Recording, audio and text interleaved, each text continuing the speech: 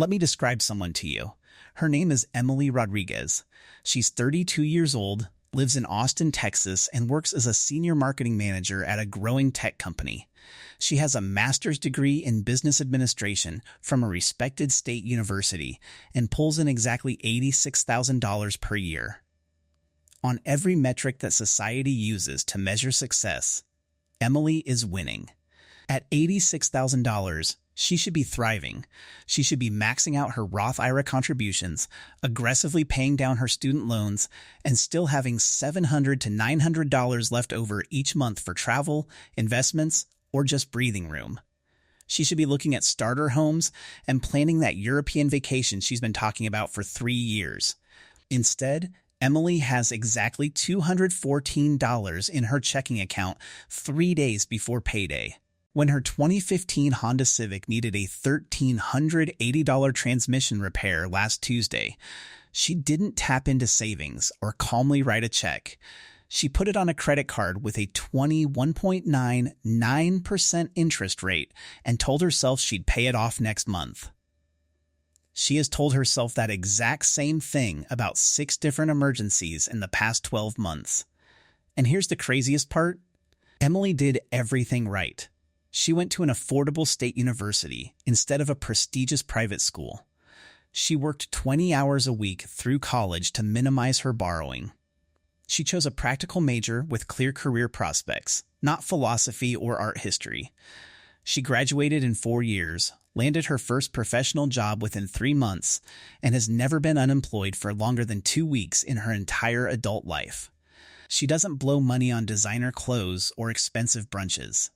Her rent is $1,420 for a modest one-bedroom apartment.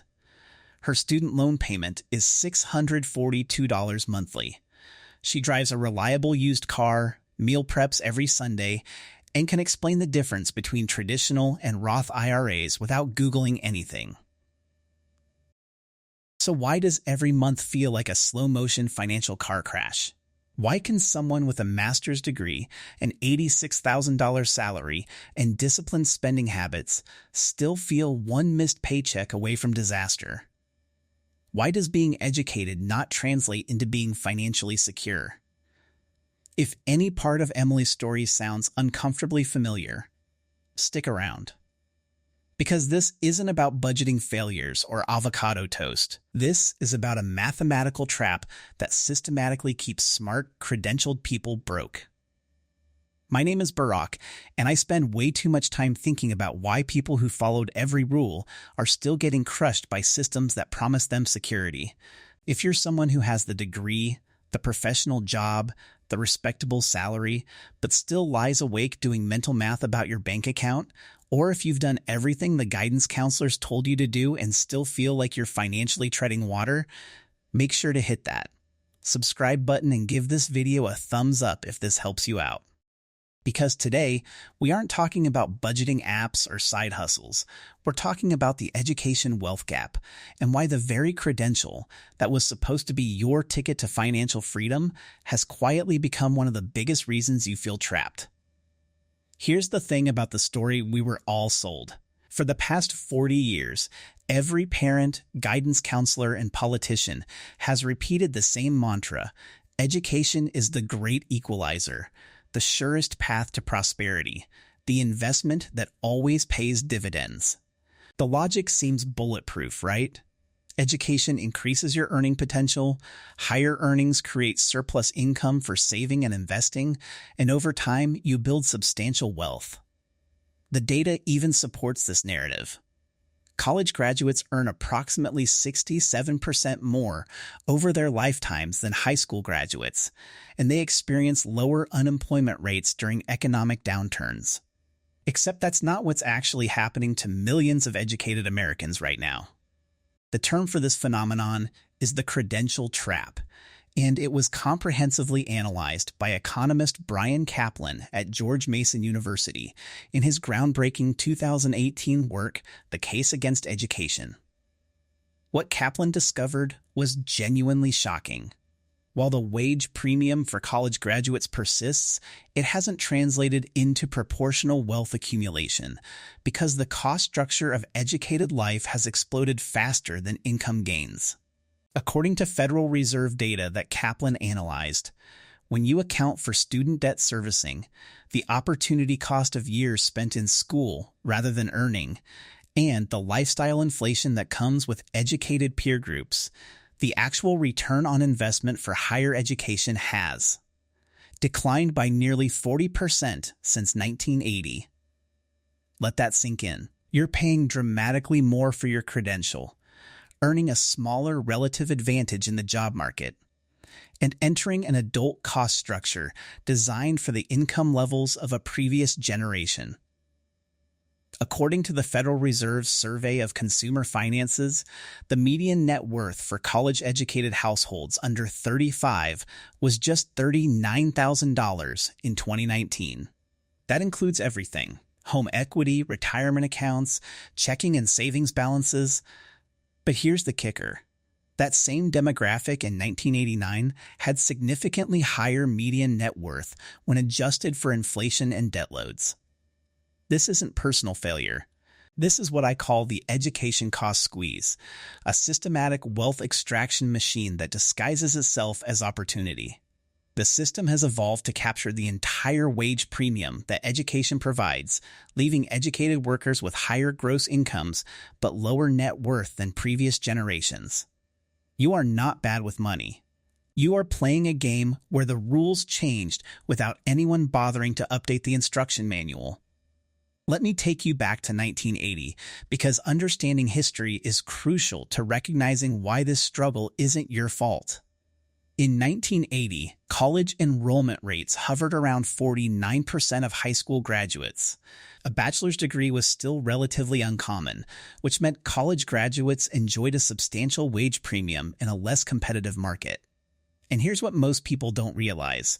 The financial barriers to obtaining that advantage were remarkably low. According to Department of Education data, the average annual tuition at a four-year public university in 1980 was $835.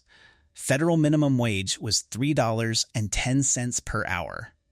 This meant a motivated student could work approximately 270 hours, roughly 7 weeks of full-time summer employment, to cover their entire year of tuition. They had the genuine option to graduate debt-free. They could work their way through school without sacrificing their future earning potential to student loan payments. They had something you don't have: the ability to start adult life with minimal fixed obligations. The typical college graduate of 1980 also benefited from geographic flexibility. Professional jobs existed in smaller cities where housing costs remained reasonable. A lawyer, accountant, or engineer could build a comfortable middle-class life in places like Cleveland, St. Louis, or Kansas City without sacrificing career prospects. Now fast forward to today. College enrollment has exploded to nearly 70% of high school graduates. Everyone received the memo that degrees are essential, transforming higher education from an advantage into a basic requirement for middle-class employment. But examine what happened to costs. In-state tuition at public universities now averages $10,740 annually, with federal minimum wage at $7.25, covering 1 year of tuition requires 1,480 hours of work, equivalent to 9 months of full-time employment at 40 hours per week. This calculation covers only tuition, excluding books, housing, food, and other essential expenses. Meanwhile, the income advantage of college degrees increased by approximately 67% since 1980. However, tuition costs increased by over 1,000% during the same period. Average student loan debt went from being virtually non-existent to $37,000 per borrower. Housing costs in cities where educated jobs cluster increased by 312%. Healthcare costs, which educated professionals typically carry through employer plans, rose by over 400%. Every dollar of income gain that education provided was immediately absorbed by cost explosions in the exact categories that educated people cannot avoid: housing in job-rich cities, healthcare, and the education itself. Now you might be thinking, sure, costs increased, but $86,000 is still a solid salary. That's well above median household income. But let me walk you through what actually happens to that money in Emily's real life, because this is where the trap becomes mathematically visible. Let's say Emily brings home her $86,000 gross salary.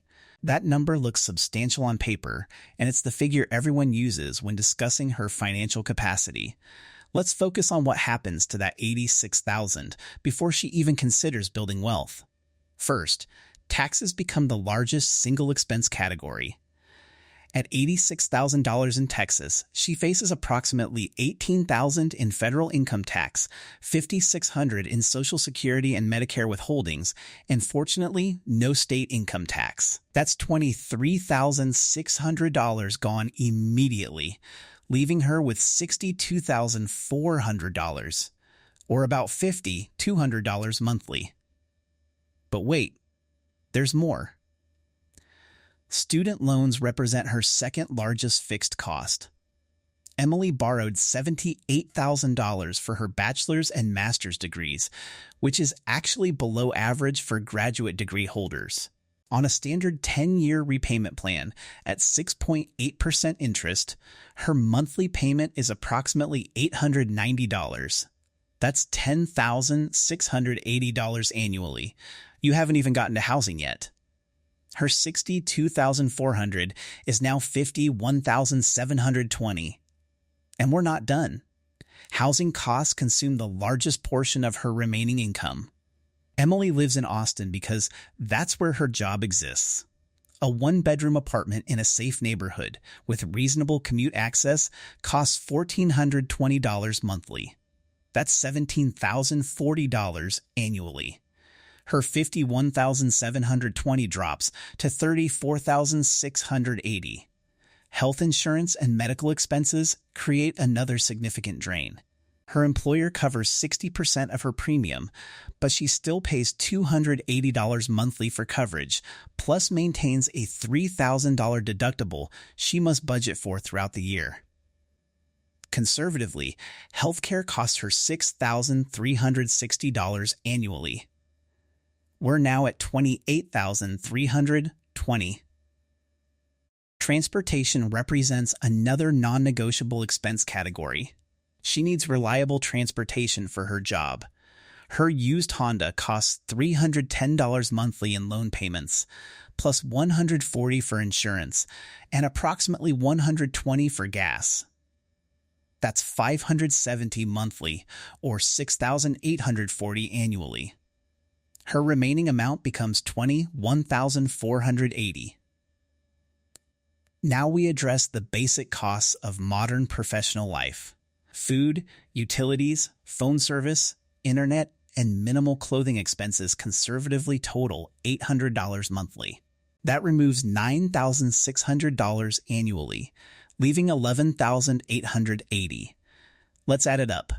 $86,000 minus $23,600 in taxes, minus $10,680 in student loans, minus $17,040 in housing, minus $6,360 in healthcare, minus $6,840 in transportation, minus $9,600 in basic living expenses equals $11,880.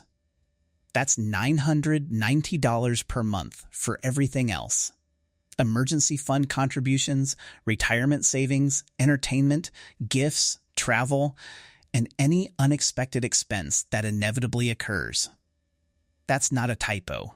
Someone with a master's degree earning $86,000 annually nets $33 per day in discretionary income after covering the basic cost structure of educated urban life. If Emily follows conventional financial advice and saves 15% of her gross income for retirement, $12,900, she would actually be spending more than she has available.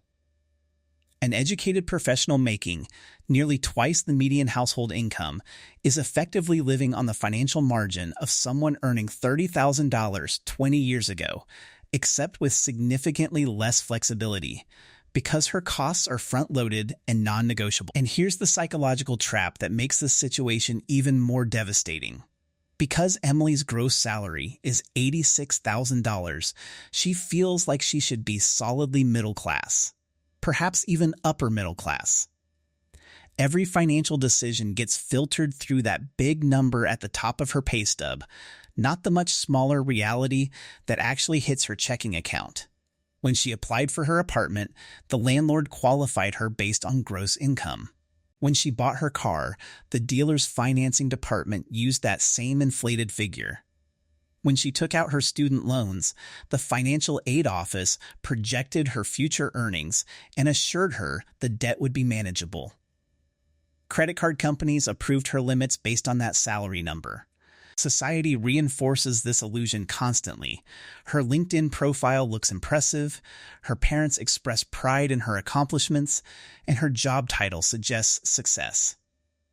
But the actual money she controls, the genuine financial flexibility she possesses, resembles someone making $35,000 in 1995.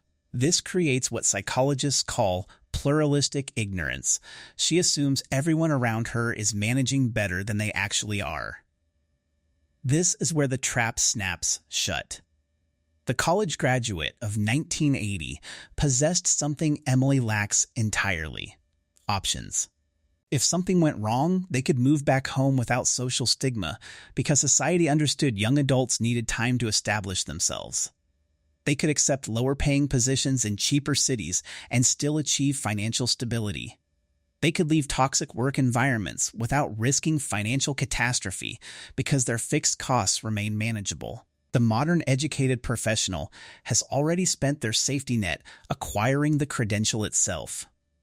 They're locked into expensive metropolitan areas because that's where their specialized jobs exist. They're trapped in their current positions because they need the health insurance and steady income to service existing debt obligations. They cannot move to cheaper regions because those areas often lack opportunities in their field. They cannot take entrepreneurial risks because they're already operating at their financial limit, just maintaining baseline obligations. Emily's generation faces what I call the golden handcuffs paradox. The very education that was supposed to provide freedom has created a more sophisticated form of economic bondage. She earns more than her parents ever did, yet has less financial autonomy than they possessed. Her higher income comes with proportionally higher fixed obligations, leaving her with less actual choice about how to spend her time and energy. The system has successfully converted educated workers into high-functioning wealth transfer mechanisms where substantial salaries flow in and immediately flow out to service the debts and lifestyle requirements necessary to maintain their professional status. So what is the solution? Now, you might be thinking this situation is impossible to escape. That once you're trapped in the educated lifestyle, there's no way out without destroying your career prospects. That's exactly what the system wants you to believe, that you must choose between professional success and financial freedom. But here's the mindset shift. The goal isn't to maximize your salary within the existing structure. The goal is to minimize your exposure to the mandatory cost categories that are consuming your income before you can even touch it. The alternative approach is what I call the margin-first strategy. You stop worshiping the gross salary number and start obsessing over how much flexible cash you retain after the system takes its cut. You treat your fixed costs like a hostile takeover attempt on your future and defend against them accordingly. Let me make this concrete using Emily's situation. She currently has approximately $990 monthly after her fixed obligations, which provides almost no margin for building wealth or handling emergencies. If she applies the margin-first strategy for 36 months, she can fundamentally alter this equation. Step 1 involves targeting her two largest controllable expenses: housing and transportation. If Emily moves to a slightly less convenient apartment, reducing her rent from $1,420 to $1,100 monthly, she immediately gains $320. If she aggressively pays down her highest interest debt first and refinances her student loans at a lower rate, she could potentially reduce her monthly payment from $890 to $700, saving another $190 monthly. Step 2 requires directing that entire $510 in savings, not some portion of it, all of it, toward eliminating her credit card debt and building an emergency fund for 18 months. This prevents lifestyle inflation from consuming her gains. Step 3 involves maintaining these reduced fixed costs even as her income grows through promotions or job changes. Instead of expanding her lifestyle, she channels additional income toward investments and further debt reduction.